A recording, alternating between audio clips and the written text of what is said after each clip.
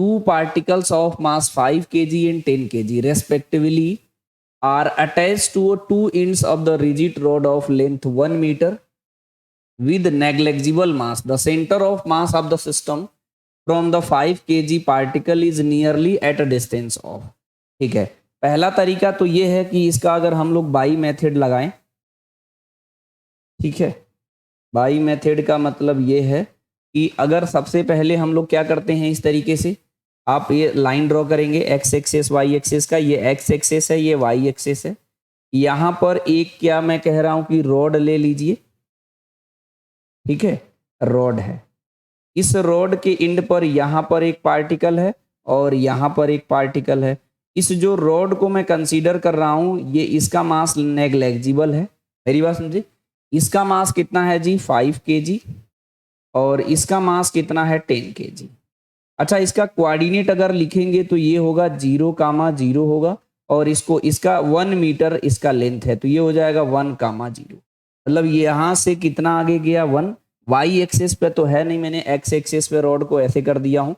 इसको हम लोग बोलते हैं x1, इसको हम लोग बोलते हैं y1, इसको हम लोग बोलेंगे x2, y2। अच्छा, y2 दोनों में 0 है तो ycm नहीं आएगा, सिर्फ और सिर्फ xcm आएगा, है ना। इसको हम लोग बोलते हैं m1, इसको बोलते हैं हम m2। इसका फॉर्मूला xcm का हम लोग क्या यूज करते हैं जी, m1 x1 plus m2 x2 divided by m1 plus m2, यही तो यूज करते हैं। तो इसको अब हम लोग क्या करने वाले हैं, m1 5 kg है तो ये हो जाएगा 5, और इसका कोऑर्डिनेट कितना है x1 का जी 0, और बीच में प्लस लगाइए। m2 का मास 10 kg है, इसका कोऑर्डिनेट 1 है, तो ये हो जाएगा 10 into 1 divided by total mass 5 plus 10, तो ये कितना हो जाएगा जी, 5 प्लस 10 इक्वल टू कितना हो जाएगा, ये तो 0 हो गया, 5 इंटू 0, तो ये हो जाएगा 10 डिवाइडेड बाई 15। मेरी बात समझे कि नहीं।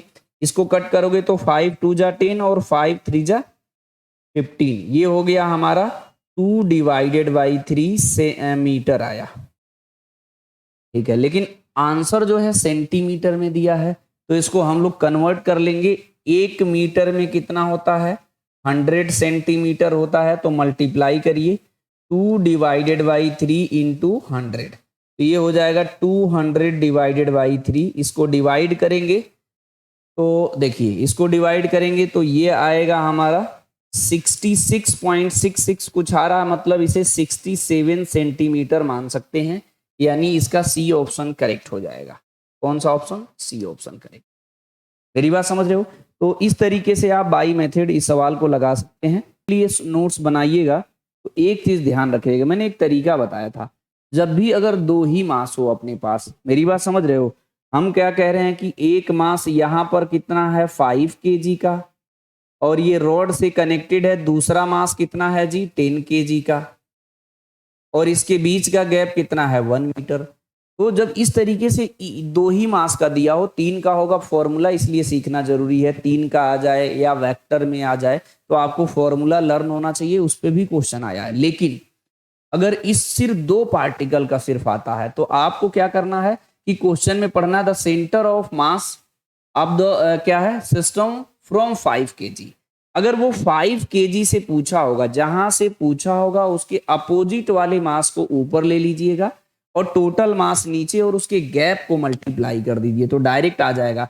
मैं यही सॉल्व कर दे रहा हूं। तो यहां पर अगर XCM निकालेंगे, मैंने क्या बोला, 5 kg से निकालना है कितनी दूरी पे सेंटर ऑफ मास है, तो अपोजिट वाला जो मास है ऊपर ले लेंगे, और टोटल मास 5 प्लस 10 15 नीचे ले लेंगे, और इसके बीच का गैप कितना है 1 मीटर से मल्टीप्लाई कर देंगे। इसमें क्या करना है 100/15, और इसको मीटर को सेंटीमीटर में 100 से मल्टीप्लाई कर दीजिए, सेंटीमीटर प्रॉपर कैलकुलेट करिए, तो सी ऑप्शन हो गया।